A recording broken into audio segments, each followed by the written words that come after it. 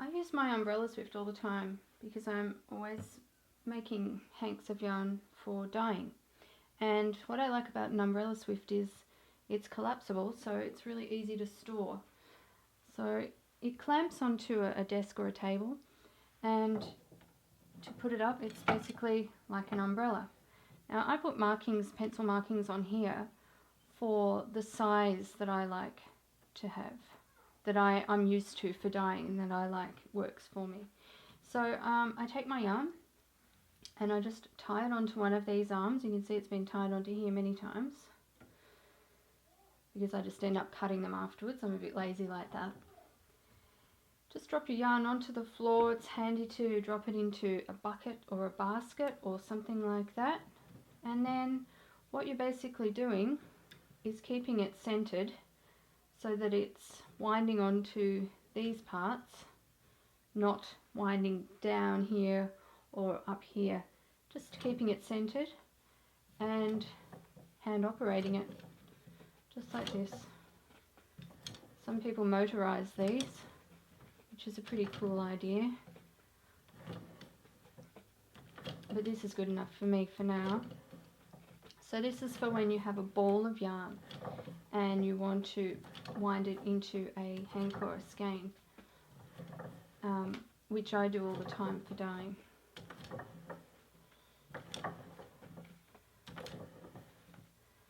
So it's a little bit slow sometimes. The yarn can get caught in the ball a little bit, but you can speed it up too. Get pretty forceful with it. So I'll keep winding that and then I'll show you what to do once we've wound the whole thing.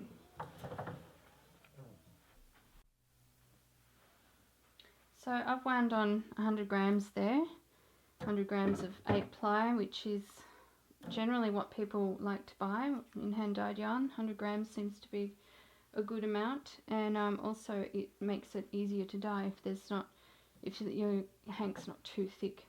So I come back to where I tied the yarn on initially and just cut that and hold on to it, and then I'm going to tie that together with the end yarn, and you can do a double or a triple knot because you don't want that to come undone, and then to shorten that. Now if I just take that off there now, it's going to become a tangly mess because there's nothing to keep all the strands in order. So the next thing to do is to get some waste yarn. It helps if your waste yarn is a different colour to the yarn that you have here. It's just easier to sort out. Okay, so I'm just cutting some lengths to use. Usually 4 ties is enough. And starting wherever I like, I'm going to do a figure 8 tie there. Okay, so, and I'm going to tie that loosely because if I tie it too tight, when I'm dyeing it will act as a resist on this part of the yarn, and that part will stay white. It won't take the dye. So now I just go around to the opposite side from that tie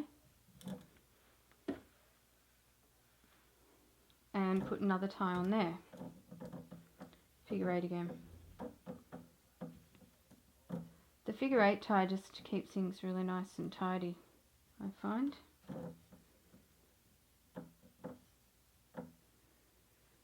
Once again, not too tight.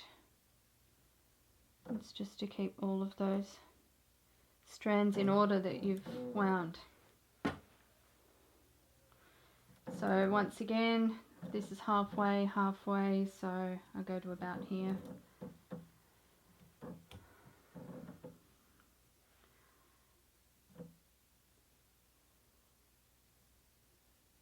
And then I'll tie one more around the opposite side to that one.